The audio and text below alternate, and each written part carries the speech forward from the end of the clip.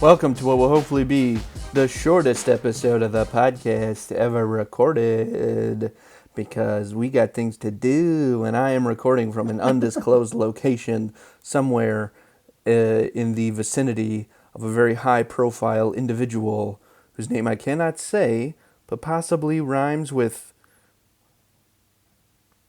Jetin Bahu. I don't know who you're referring to. That makes it even funnier. I knew as soon as I said Jet it, I and was like, shit, Bahu. Matthew might not even get this. Because you don't read the No, papers. You don't read the papers. You don't have your ears to the streets. you're drinking out of My your. potions. My Oh, potions you and got a little potion. lotions. Potions and lotions putting me in motions. Gotta get a girl who is worthy my devotions because I know that I got the stuff. And when you got it like me, you don't got it tough because that's how you do it when you go to school. People say, hey, that's not very cool, but I don't mind. I'm just chilling. Drinking my potions like a villain. Oof, pop. My rhymes don't spoil. Ooh, I, bop. You gotta you're go. still You got me going. full You're coil. still going. Shkop. Sleep a doop boop. I squeeze it You're up still bop and you going. rock it down too, son. That went. I don't know how long that went for, but I'm gonna just say that went about 2.5 minutes too long. Well, that's And where I don't you're even think actually we've been wrong. recording for a full 2 minutes. Okay, first question for you, Matthew. I'm Obviously, ready. there was a big Sabres game last night along with the Yes, National Basketball College Championship. national championship. Yep. So my question for you is like, how big of a factor is it if teams can't, if hockey teams can't, can't, uh, can't make the most of it, can't, God, there's a word I can't remember. Can't, nope, I thought I had it. Yeah, Can't make I the have no most. idea Listen, what I you're trying know, to say. I'm finding a different way. There's a single word that expresses exactly Land the what I want to plane, say. Andy. Land the However, plane. I'm going to say some other words that have the same meaning. It's just going to take me longer to get that sentence out. And now, All in right. that amount of time, I've remembered the word I was going to say. How big a deal is it, would you say, if a NHL team can't capitalize on the power plays? Now, let me continue with this for a minute before you answer. Like, if you have a team Yeah. that's like very good, but they don't capitalize on the power play, is that something where you're like, they might not be able to go to distance because of this thing, or that's going to get in the way? Because again, to relate it, like, is it a one-to-one comparison for what I'm thinking as far as a basketball team that can't make their free throws? Um. So I've just. This is a good question. I've never tried to compare the two. So to start, I would say yes, it's a big deal. Um, because especially as you get deeper into the year, because you score less goals, things get tighter. You have to capitalize on those opportunities. That's Don't, obviously your best opportunity to typically, score. things get looser the longer you hang around, if you know what I'm saying. So it's a big deal. But how to compare it to free throw shooting is difficult because like good free throw shooters will shoot like anywhere from like 80 to 90%, right? Mm. Like that's a good free throw shooter. The best power play in the NHL is maybe clipping at like 30-ish percent. Really? I had no Maybe not idea. best. Like you'll see some cases where like they'll get closer to the 40s, but like yeah, the best power play if you have a 25 to 30% power play, like that's a really good power play in the NHL. Like we had when I was at Canisius one year, our power play was clipping at like 44%, and we were like by far the best power play in the That's country. Like insane. I'm curious what it is right now. So to answer the question, yes, it's extremely important. Um, Percentage in the NHL. It's extremely important, but let's see.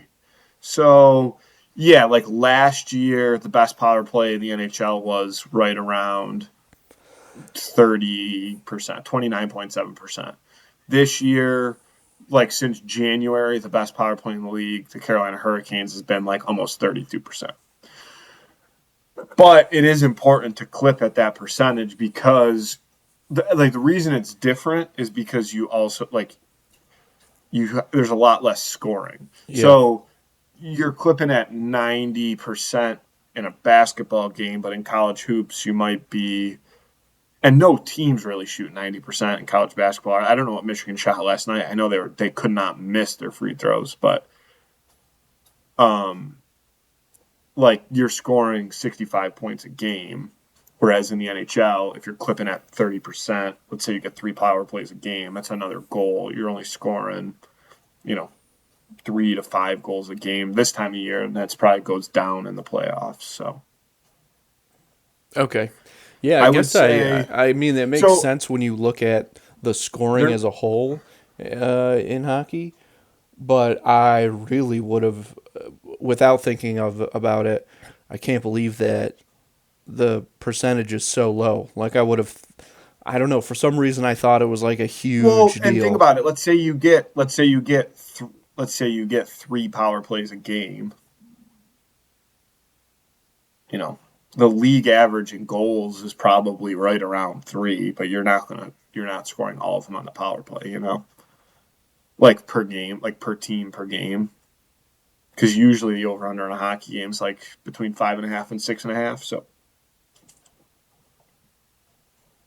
are you following it all there? All right, Because what I'm saying is you're also shooting way more. You have way more opportunities to shoot free throws than you do power have power plays. play Yeah, opportunities. just because basketball is like a So game where it's there's more more action and important. it's more fun to watch. It's no, but it's more important to hit a higher percentage of your free throws, or it's important to hit a higher percentage of your free throws, but a power play goal, being able to score on the power play, probably has a higher impact on the game in hockey than it Ah, does in basketball. Actually, it's probably it's probably pretty close because when you take into consideration like the amount that you shoot and the amount of right. points get scored versus like the amount of opportunity you have in hockey versus like the percentage, they're probably pretty close to just as important in big games. This is good Like we stuff. used to say all the time, like in big game, because here's what, and this is why I say that, because the difference in a hockey game, in a big hockey game, is almost always can you score on the power play. You know what I mean? Hmm. Because like teams from a 5-on-5 perspective are usually pretty even, but can you capitalize on your power play to give you the difference in the game? Which is the same thing with free throws. Like you can have a close game, but if you hit all your free throws, you know, Makes a you big put difference. yourself in a Yeah, better chance to win because yeah, it's yeah. all That's a about good question, Andy. capitalization. Yeah, you got to capitalize. There's one thing I know for certain, and it's everything comes down to capitalization. Yep, without a doubt. That's why language, and I'm going to end that sentence right there. That's why language. All right. So there's a spaceship up there right now. Have you seen this? Have you heard about this? Where? Up, No, in Jesus, space? Matthew, you really don't know about this, Maybe I don't know where it's going. Matthew? There's a spaceship with astronauts. What the fuck is it called? It's called the Artemis 2, and they're going around the moon. They just went around the moon. They have gone further into space than any human has ever gone before. This is happening right now. You have no idea about this. Wow. Don't you No, I got remember no idea about space travel. we were at Universal Studios and we were with Hunter and Spaceship had just launched. yeah, and he was talking about that spaceship launching. Did you have any were I you knew that the curious at all what spaceship he meant? launched. I, I don't think I heard him say that. Maybe it was a private conversation. I don't think so. Nothing's private with that guy, you know what I'm saying? Shout out to him. But so they went around the moon. They went as far Did again, they like I said. slingshot it? Did they slingshot I it back? assume they slingshot. assume they slingshot. 'Cause that's the plot of The Martian, isn't it? They slingshot it back. No, Pretty sure they do some slingshot. I don't know. I mean, I think it definitely happens in Apollo 13, but They slingshot it back. it in Apollo might 13. happen I know in The that if Martian, you go around too. a planet, you can slingshot it back. Well, that's the thing. There's probably a lot of That's one thing I know slingshotting. for certain about space travel. You It's can mostly slingshot. yeah. I think most of space travel at this point is probably slingshotting. So I don't know. Maybe it's in The Martian Slingshotting? too. But here's the deal. So they go up. I The lost you. I got astronauts, nothing. they're on my floating end. around. I They got took a nothing. picture. This guy's on that What? wholesale Wi-Fi, that AliExpress Wi-Fi. You Give me a cut out on break. my end, but that's okay. No, I'm on good stuff. You got bad stuff. I always do well with the Wi-Fi, and you're always chunking. No offense. I hate to call you a That's chunker just live not on the true at all. podcast. I hate to call you a chunker live on the pod. I've got top notch. Well, let me ask you this, Matthew. Who is recording the video right now? Because that will be the person who does not chunk. So in the court of public opinion, I'm the least chunky Yeah, man. but I'm not gonna like chunk in the early video either. 'Cause I got 2000s good Wi-Fi. Campbell's soup. No My chunk. shit's coming through as clean as possible. It's going to be funny for the people who watch this to see the way that you end up looking in the video. Because that could not be the people true. know. The people understand. To the victor goes the people spoils, son. understand. So here's the deal. So they are up there, and they took a picture of the dark side of the moon. Hell yeah. Was there Transformers on it? Unfortunately, no, there weren't. However, the picture I saw, if it was a picture, not a very good picture. It was like mostly Earth and then a little bit of the dark side of the moon. Now, this is what I'm going to tell you. You can mark my words right here. Jot it down. I think that picture is the entire reason for this whole Fakakta space mission. May I elaborate? Yeah, I'd love for you to elaborate because I'm curious to So what they your said thought process is here. Because there is a chance, these guys yes, up. that picture is the entire reason behind it. So they send these guys up. It's a big ordeal. Oh, we're going back towards the moon. Haven't been around there for quite, it's our old neighborhood, We're Yep. coming back. We're going Never back to our have, old but high yeah. school. We're seeing all the teachers, and we're going to send these guys up, and we're going to go further into space than we've ever gone. Have them circle around the moon, do their thing. While they're there, Yep, they're going to circle. take a picture of the other side of the moon. Why take a picture of the other side of the moon? So you can show people, hey, here's the other side of the moon. Meanwhile, we're going to start secretly, if we haven't already, secretly launching ships in order to build some kind of complex, probably a weapon, on that side of the moon. That's what I think. And I think that history will tell. Go ahead. But I thought that you couldn't go on the dark side of the moon because it was Too the dark dark. side of the moon.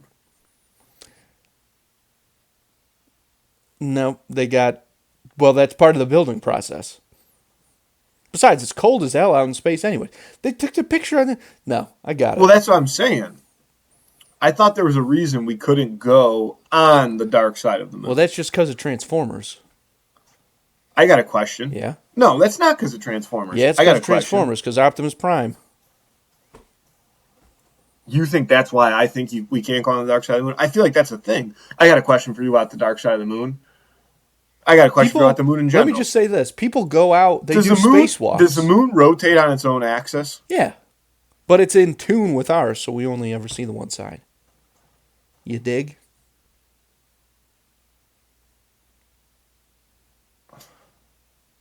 Wait. It's in tune with ours, so we only ever see the one side. Listen, man, I'm not an astronomer. Wait a minute. I got to break that down. All right. Our moon's we're spinning, Yeah. right? Yeah. And the moon is spinning. Around us. It's spinning around us, I know. But it doesn't spin on an axis, I'm saying. I don't know. Like the Earth does. Right. Like one rotation on the axis of the Earth is a day. Right. Right? And then one rotation around the sun Is a year. This is great. But what I'm saying, No, but what I'm saying, I'm talking axis. I know the Earth rotates around. No, sorry. I know the moon rotates around the Earth, Mm-hmm. just like the Earth rotates around the sun. Mm-hmm. But does the moon rotate on an axis as well? Are you picking up what I'm putting down? Yes, I understand exactly what you mean. And look, I'm going to say yes, but I have no idea. Does the moon rotate on an axis? Yes, the moon does rotate on an axis. It takes approximately 23.7 days to complete one rotation, which perfectly matches the amount of time it takes to orbit Earth. The synchronization, known as the tidal moon, ensures that the same side of the moon always faces the Earth. That does not make sense to me. I'm going to need somebody to break that down for me. So the moon does rotate on an axis. Okay. And it takes 27.3 days for it to complete that rotation, which is the exact same time it takes the moon to go around the Earth. So that's why, according to the internet, it says that we always see the same side of the moon. That doesn't necessarily make sense to me. Oh, Jesus Christ. Because that means, though, that the dark side of the moon isn't always the dark side of the moon. Sometimes it's the light side of the moon. Or am I being stupid here? You're being stupid. Because it's Earth's going this way, and the moon's going this way. Okay. I don't fuck. Andy, I'm I think the lost. worst thing. I think the worst thing we can do is introduce another element of science that is going to cause you to spiral out, much like the moon on its axis. Oh God. It just doesn't make sense to me. I'm trying. I need like a. Okay. All right. Why do we always see the same side of the moon? Okay, so it's rotating. The moon rotates one time for every revolution of the Earth. Andy, I'm in trouble over here. You gotta stop. You started this. How can you stop, Andy? The moon. We're in the age of information. I need to know. I need to understand how the moon Here's rotates. the problem. I feel like even if we get the answer, you're going to be like, that answer doesn't make sense. I need like a... You need a visual. I need two. You gotta watch. You need to watch a YouTube video. Yes, you need to watch a YouTube video of people with two spheres, so they can show. You need a visual. You're a visual learner, Matthew. You're not going to be able to read an explanation and totally get what's happening. I have a video, but I feel like if I click it right now, it's going to cause problems. Probably. I'm watching it. It's 3 minutes long. Oh my God! No audio.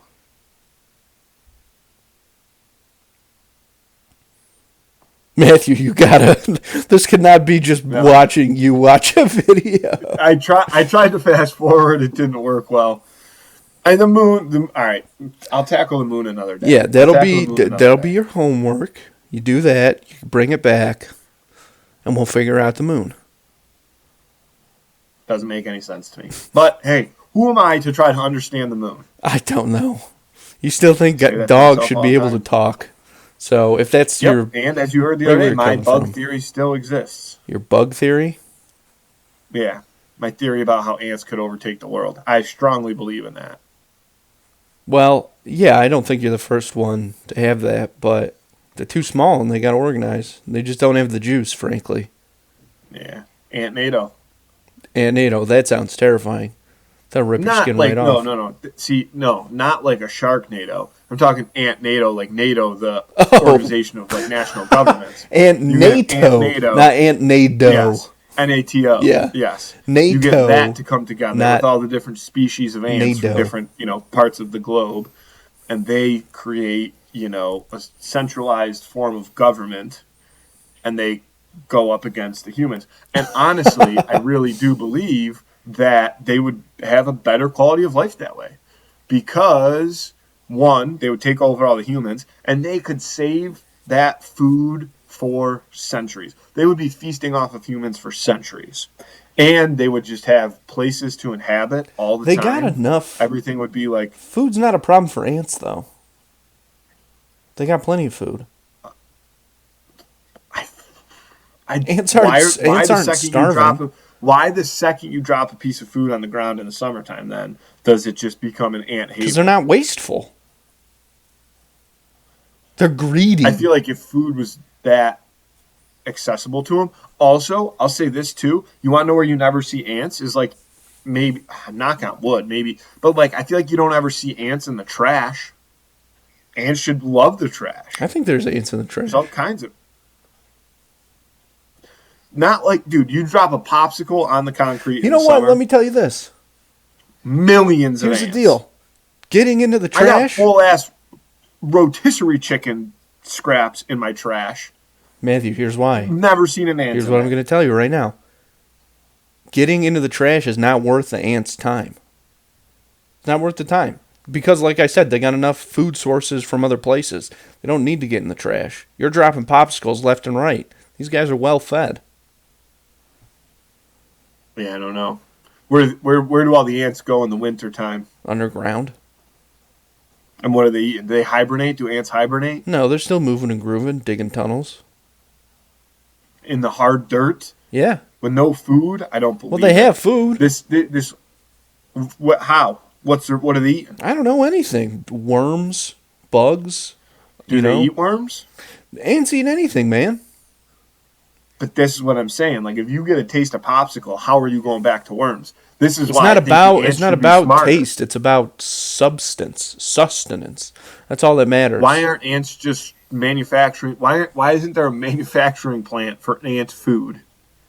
Why haven't they figured out what sugar? Why haven't ants created agriculture? Well, they can't hold a fucking rake, Matthew. That's the problem. That's just not true at all. Because ants are strong. Yeah, but they don't have manufacturing capabilities to even build a rake if they could even hold it. They don't have thumbs, dude.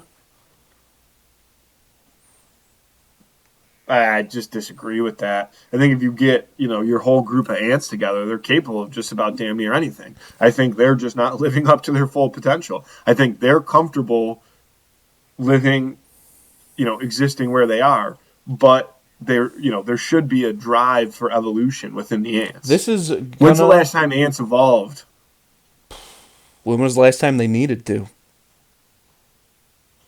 Think about that. Yeah, I mean, I guess that's true, but I'm talking strictly from a quality of life standpoint. Matthew, like maybe the ants like their lives. Just work for your queen until somebody steps on you? Yeah. See, it's not that different from our lives. The difference is they know it and they don't mind. Us, we're pretending like we're not just doing that. So when that boot comes, free will, we're surprised. That's going to tie into the who would win. However, before we do that, one last thing to talk about. Those suckers, here's the deal. Obviously, we're not in the studio, which stinks. However, there was a crime. And it needs our attention. And those suckers are lucky that I don't have my magnifying glass, or I would have gotten to the bottom of it right now. 4 tons of Kit Kats were stolen. I heard about this. Poland, truck, driving around.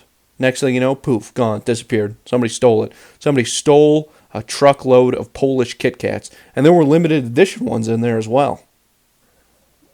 So I'll say this. In terms of, I'll tell you where to start. One, I would check with Dom Toretto because he for a while he was stealing trucks. Right, that was his thing, with radios on them and VCRs or whatever the case may be. Okay. I think it was mostly radios. Yeah, it was tech, but maybe he's in the Kit Kat game. The second thing, obviously, I saw you when I was down visiting our parents for the Easter holiday. There's a lot of Kit Kats in that house. Have we thought it might be an inside job within the family? Speaking of family, I'm going to go back. Here's a point. Doesn't Dom Toretto have children? Yes, he does have a kid now. Easter candy, dude. Easter candy. It and they live somewhere in Europe, I believe. Dude, you think Dom Toretto's going to fucking Walgreens to pick up a big stack of candy? No way. That's not how he does his shopping. That's for you. He sends That's for his the boy worker. out. That's for the worker bees, brother. That's for the worker ants. His son, and then all of Ludacris's kids that I just assume that he has. That's racist and fucked up. The Who Would Win of the Week this week. Not racist. This has nothing to do with race. Don't try to put that on me, Andy. I'm not putting anything nowhere, man. Again, court of public opinion. Ludacris got a lot of kids, you assume? That's a weird thing to assume about a guy. That's a rapper thing. That's a famous celebrity. That's a rapper thing. What? I just was trying to get down to the. I was just trying to get to the bottom. Now you're saying that. I was just trying to get to the bottom. Rappers of this. Now you're saying that rappers of this Kit Kat have to heist be of specific race. Now you're saying that rappers have to be of a specific race. That's racist. The only rapper, Matthew. The only rappers I was talking about was Kit Kat rapper, spelled with a W. You're the one bringing all this up, and you're getting really defensive, man. No. And I think it's making you look worse. I'll try to cut around this a little bit, Emily, if you want to try and take some of this out. But you don't have. I think it's going to be might be bad for business. The truth will tell. The truth will tell when this is seen. Yikes. Okay. Anyways, let's get the hell out of here because I hate doing these things on Zoom. The Who Would Win of the Week this week is Flick from A Bug's Life. Fuck. Let me take that back. Three times. Three, one more time. Matthew, count me in. 4, 5, and 6, 7. The Who Would Win of the Week this week is Flick from A Bug's Life versus Barry B. Benson from The Bee Movie. Two guys who are not happy with the status quo. They're two fellas who look around to you, exactly what you were talking about earlier, Matthew. They're two fellas who look around, they see the way things are, and they go, no, not good enough. Not for me. Why settle? Why not innovate? Why not try something? But they go about it in pretty different ways, I would say. Flick, obviously, he's an inventor, right? He's on the mechanical side of things. He's like, if I put these pieces together, he's creative. No, 100%. If I put these pieces together, I'm gonna maybe get the result that I'm looking for. Barry B. Benson, litigious, goes right for the lawyers, right for the suing. Bing, bang, boom. So is Barry B. Benson a lawyer? I don't know. No, he hires. He hires lawyers. Yes. So yes. You know, I mean, what's the deal here? Like, it's not like Barry is not doing, like, he's working hard, but Flick is I would say Flick is more boots on the ground, but is that going to be enough for him to take down Barry? I don't know. So, here's an interesting fact about Barry B. Benson. He's a honeybee, which I believe, don't fact check me on this. No, fact check me on this. I don't think honeybees have stingers. Barry definitely has a stinger. That's a plot point of the movie. Okay, Barry B. has a stinger? Confirmed. That's like a big part of the movie. They've got the kind. I haven't seen the movie in a long time. They got the kind of stinger where if they sting you once, they die. Yes. Okay. This is exactly what I was getting at. So. Okay. Let me get to this. Okay. On the stinger point, another big part of that, because if in the Barry B. Benson is the kind of bee where if you sting somebody once, you die. Because of that, there's also a big part of the movie that's about these bees having to keep their cool. Because inherently, they're pretty ill-tempered. They can get up there, anger-wise. Yep. But they relax, they keep their calm. That's like a big part of the whole movie. Flick, again, for a guy who's got such a mechanical mind, he's a pretty emotional dude. He's always flying off the rails, not necessarily of anger, but he's like really an emotionally led guy, I think. And Barry, while maybe that's in his nature, he's got the tools. Maybe he's gone to therapy, talked to somebody, #BetterHelp, and gotten the tools to chill out, see things from a higher perspective, look at things. And in this fight, that could be a big factor. I gotta say, I don't see a world where Barry B wins this fight because I also don't think Barry B is willing to risk it all. Well, because the only way Barry B wins this fight is by stinging Flick, and by I'm stinging not saying Flick, it's he's the going to only kill way he himself. wins this fight, but that's certainly the last resort. I would. I don't think that's the I would. only way. No, he beat him fair and square. I don't think so. Because again, we've already talked about ants, and Flick is a worker ant. Like that's what he does. So yes, he's creative. He wants to get away from that life, but just inherently, like his genetic buildup is he's extremely strong and capable of all of that stuff. So I think that just in a straight up fist fight, Flick kicks the shit out of Barry B. Now, the question becomes: is Barry B willing to sacrifice his own life to win the fight? I don't think the answer to that is yes. Case in point, I think Flick wins this fight. I can't believe it, man. But if you take it right down to life and death, death is all around Barry B. Benson. He's got a reminder of his own mortality stuck to his body at all times. And I think the thing about Flick is he's constant. I mean, he's the one who goes out there, tries to find more bugs to help his ant colony. He's the one who risks it all. Maybe because, he doesn't think about his own mortality as much as Barry does. I guess that's a detriment to him. But in this case, that ignorance is what's going to propel him to victory. So I really like Barry B., but to your point, this is a life and death situation. Flick's beating the wheels off him. Flick's got it. He's got no. I'm taking Flick. That's the way it goes. I have to take Flick too because of that argument. That is how it's done, folks. That's called facts. That's called superior critical thinking. Yeah, I'll say that. Exactly. I critically thought your brain into agreeing with me. What's up? Vote on that on Instagram on Friday. Who would win of the week? Barry B from the B movie versus Flick from A Bug's Life. Terrific. And yes, I know you have much to do. Correct. I know you have no time to be wasted. That's right. I hope you greatly enjoy the secret location that you are in. And I'll see you next week. All right. I love you. I'll give Benny a shout out. Love you too. Let's get out of here. Thanks, folks.